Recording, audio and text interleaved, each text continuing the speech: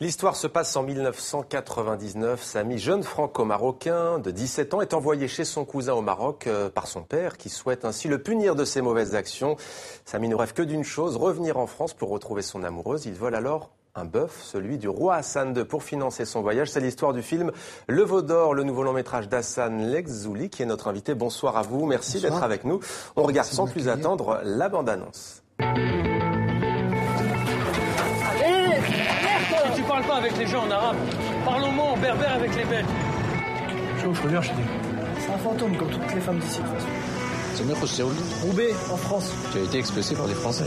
Non, par mon connard de père. Automobile بشعيك على واحد صاحبي. قدمت لي كتسناك دابا. À ton avis, ça coûte combien une bête comme ça? Mais attends, t'es pas en train de penser ce que je pense là. Tu sais à qui ça appartient tout ça là? Au roi du Maroc. Qu'est-ce qu'il y a? Tu veux rester comme ça toute ta vie, toi? Dès qu'on l'aura vendu, on trouvera passeur et à nous l'Europe. كان سموها كريم بلاش خلي بالك يا جلال غادي يكون غير شي براش يلا بداو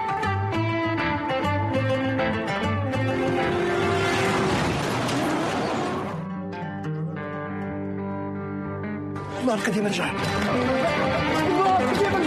À partir du moment où t'as coupé ce putain de fil barbelé, tu nous en fous tout le temps. Deux choses l'une. Ou on se fait trucider par les contrebandiers, ou on se finit dans un bagne 4 étoiles.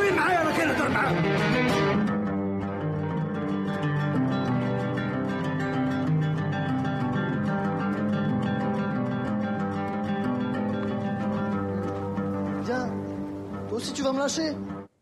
Le Veau d'Or sorti aujourd'hui en France d'Hassan Legzouli. Alors, pure fiction ou est-ce que c'est inspiré aussi de tranches de vie réelles? Il y a des tranches de vie réelles. Vous savez, je viens de cette école de cinéma belge qui travaille sur la scénarisation du réel. Donc, il y a effectivement des faits réels, des anecdotes comme ça. Le lieu se rend chez réel, existe. Donc voilà, et puis après c'est tout un travail d'écriture et d'imagination. Voilà. Alors dans votre précédent film, le premier Tenja, il était déjà question de deux pays, la France et le Maroc, deux pays qui vous sont chers. En quoi est-ce important pour vous de vous reposer, de vous appuyer sur ces deux pays dans votre création ? Je trouve que c'est enrichissant justement d'être posé, d'être sûr de deux pays, de sociétés, de culture. Parce que j'ai toujours d'ailleurs utilisé cette terminologie de sûr plutôt que de entre, parce que dans le entre il y a un côté pas confortable. Donc voilà, et travailler sur deux pays est toujours pour moi un plus sur le plan du cinéma. Ça me permet d'avoir le recul nécessaire que me permet la distance pour pas parler de mon pays d'origine. Ça me permet une certaine relativisation dans le rapport aux choses. Ça me permet le fait de désacraliser certaines choses. Si j'étais marocain vivant au Maroc à plein temps, ça aurait été difficile de faire un film de cette manière-là. Alors vous filmez un espace, une région que vous aimez, une région magnifique, c'est celle du Moyen Atlas. Qu'aviez-vous envie de nous faire ressentir, faire vivre de ce Maroc-là ?